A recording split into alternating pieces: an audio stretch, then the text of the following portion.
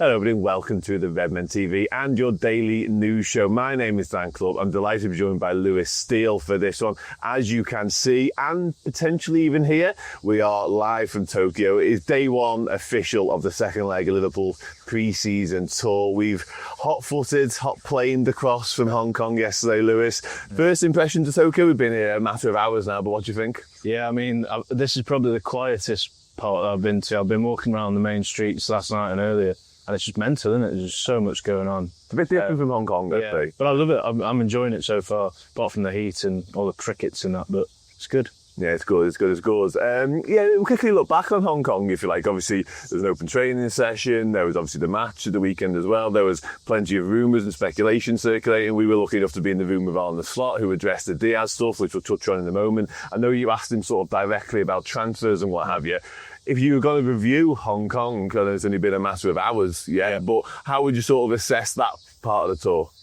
It's probably been a success overall. I know they lost the game and all that, but there's not been any fresh injuries really. I know McAllister and a few of us weren't playing, Nunes, but none of them are major injuries. Obviously Gomez has gone home, but it's a good workout. There's some good signs for Florian Wirtz, Rio Ngamoa, as we've all discussed many times, and Ekatike's flown in, so it's certainly a success for me, really. Yeah, I agree, absolutely, and I'm sure Liverpool will look at it in the same way, commercially, on and off the pitch, as well as the football side of things as well, and obviously plenty more to come in Tokyo over the next few days.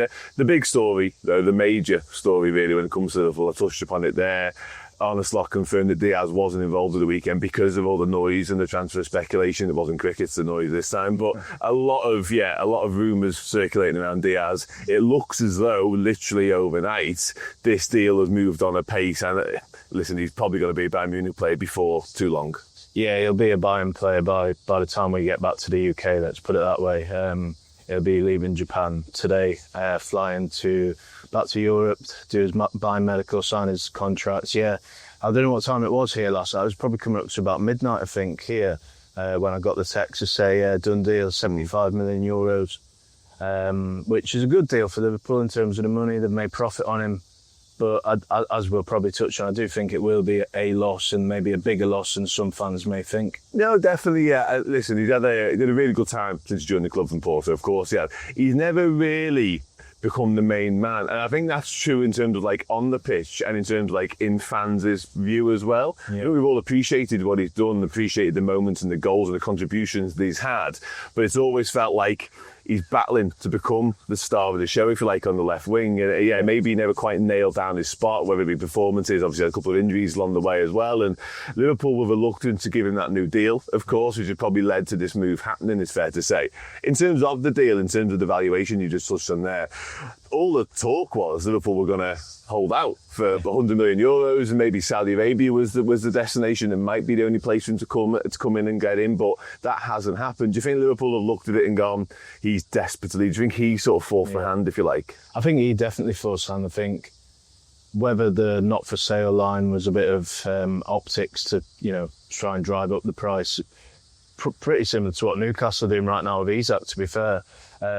Whether that was just for show or not, I'm not sure, but Diaz definitely wanted the move, and I think it made a lot of sense to let him leave, because what's the point in having an unhappy player, especially when the money, 70 million nearly, is on the table. They're not going to get that again if they let him run down his contract. He leaves for free in 2 years. So it is probably a good bit of business, even though he will be a loss. I think he always was sort of in the shadow of Salah on the other side, and the fact that Mane was there before him, he's never really hit those heights, never really had the consistency. But 17 goals last season, that has to be replaced somehow. So Liverpool are definitely going to have to dip the toes back into that market, I think. Yeah, most definitely. Yeah. We'll touch on who that might be in a moment, but ultimately, whilst obviously Liverpool are still pretty well stocked in the attacking department, Diaz does leave a pretty big void, it's fair to say, and one that, whilst we're all getting very excited about Rio Ngamoa, I think it's just too soon for him to be. Can we talk about 28-year-old Luis Diaz, who's contributed what you mentioned there in terms of the numbers? To ask Rio Ngamoa to become that feels like a long shot. It does. Like, he's a brilliant player, and I've seen you at academy games over the last few months, and we've watched him then, and we watched him on the tour a few days ago. Like, he has the world at his feet if he keeps his attitude and his fitness on the right track. But he's 16. He can't be He can't play every game. He'll just break down. And what happens, for example, the first game of the season, Cody Gakpo has a terrible injury and he's out for 6 months or whatever. Touch wood, that doesn't happen, but it could happen. So I do think Liverpool are one, if not two, men light in the attack. So yeah, as we've said many times, they're going to have to spend even more money. It seems daft to me. They've spent nearly 300 mil, and there's still one or two positions where I think, yeah, they still need a body in there. 100%, yeah, I absolutely agree with that. And we still obviously major question marks around the future with Darwin Núñez and Federico Chiesa as well. So could even be more ins and outs. And what you would say on that is Liverpool, while spending a lot of money, this is another example of Liverpool selling pretty well too, because it's a big chunk of money coming in for Luis Diaz, isn't it? Massive chunk of money, and it is a good sale, even though we just said they'll miss him. And they needed that big sale as well because, as we just said, they've spent an awful lot of money. That they're planning to spend more money. If they do get Isak, that's going to be at least 120 million, you'd think, if not more. So they needed that sale to balance the books. Maybe they'll sell some others as well. Núñez, you mentioned, Elliott, Morton, maybe Simicast as well, I don't know, Ben Doak. So they can easily get another 100 mil through the door. But yeah, they needed the big one, I think, for the PSR calculations and whatever. Yeah, speaking of the big one, let's touch on Alexander Isak. Listen, Liverpool, what they've done so far this summer has been just remarkable, really. And there's potential for another blockbuster arrival. It will be Isak, of course. It feels as though, from the outside looking in, that this Diaz sale, whilst nowhere near like for like in terms of position, obviously he's the centre forward and Diaz is the left winger, it feels though this is only more encouragement for that, really, because again, it's money in terms of on the balance sheet, but it's also, as you mentioned, another attacker out the door, therefore one in. Well, I think with Isak, it's a weird one because no one really knows what Newcastle are going to do. I think everyone knows how Liverpool feel. I think everyone knows how Alexander Isak himself feels. So it's actually hard to predict how it'll go because no one has a direct line to, the power brokers at Newcastle. Will they say yes or not, really?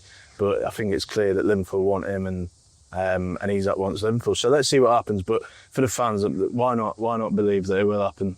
If there's one deal you're going to get carried away over, it's this one. Like, again, Liverpool have had ample opportunities to get carried away already. There's some of the Florian Wirtz deal was enough, you know what I mean? But this would just be on another level again because, as I say, nines always whet the appetite more. Ekatike did it last week for me as well. But Isak is that finished article. He is the focal point of any team, really, in world football. Wherever he went, he will become that. Yeah. Liverpool, in terms of what they've done, you mentioned there's some more to come. There's probably a centre-back Boyd who's filmed as well. But if we can get Isak over the line, plus one or two more, including the centre-back, it's probably, for Richard Hughes' first proper summer, in inverted commas, probably the dream summer window. It's a summer beyond Richard Hughes' wildest dreams if they get them players through the door, Isak and a defender for me. It's almost like if you were playing FIFA and it was a career mode, you'd probably get bored because it was unrealistic. That's how good it's been. Or how good it can be if these players come in. And there's so much time to do it as well. The business has been so quick and sort of straightforward almost in a way that we've still got 6 odd weeks left of the window. Yeah, it seems mad that this time last year we had probably stood, I don't know where it would have been, but we were chatting about, we've not signed anyone at all, and a lot of the fans online were losing their heads over that a bit. It was worth the wait for this summer, wasn't it? And, it's a lot of money, but I think it's worth it because it just elevates them for the next 5-10 years. But the flip side of that is they went into last season with no expectations. Now, this season, the pressure will be on. Yeah, just finally, obviously, you touched on a few potential outgoings there in terms of the more fringe players, if you like, in the squad. Is Tyler Morton's, Harvey Elliott's, of course, Simicast probably falls into that bracket as well. Has there been much in the way of interest in those sort of players this summer? There's been one or two rumblings, particularly about Harvey Elliott. Has anything sort of concrete ever come about at all? Or Liverpool just sort of quite calm and keeping their powder dry on the situation surrounding them? Because those are the sort of players, Tyler Morton including them anyways, who I like a lot, by the way, who probably need to move for their own good. But also for Liverpool, they're probably looking at him going, realistically, there's no game time for you here, so therefore a move kind of needs to happen. Yeah, I think once we're back from the tour, I think things will start to ramp up a bit with them outgoings. Like we saw last season, like Fabio Carvalho was brilliant on the tour and then bang, he's out the door next week. and he's barely really played for Brentford really since then. So yeah, I think like the likes of Tyler Morton, there's a lot of interest in him, but no one really stepping forward and, you know, making that more advanced. Same with the likes of Tsimikas and Elliott, as you mentioned, Ben Doak as well. Yeah. They've all got big asking prices from the Liverpool end, and I don't think many clubs are willing to pay that at the moment. So they may have to just settle a little bit less, shake hands, just get that money flowing through the door. But I think there'll be at least 4 or 5 departures before the end of the window. Yeah, they probably needed that because the squad's quite inflated as it is. And Liverpool previously have shown a reluctance to compromise, but this Diaz is literally an example. The Diaz deal is an example of them being willing to do that. And yeah, if you've got more that needs spending, you're going to have to get something at some point, aren't you? Lewis, top man, appreciate it. Thank you, mate. Very much. Thanks. I enjoyed it. Thanks for watching. Thanks for listening. Take care. We'll see you soon.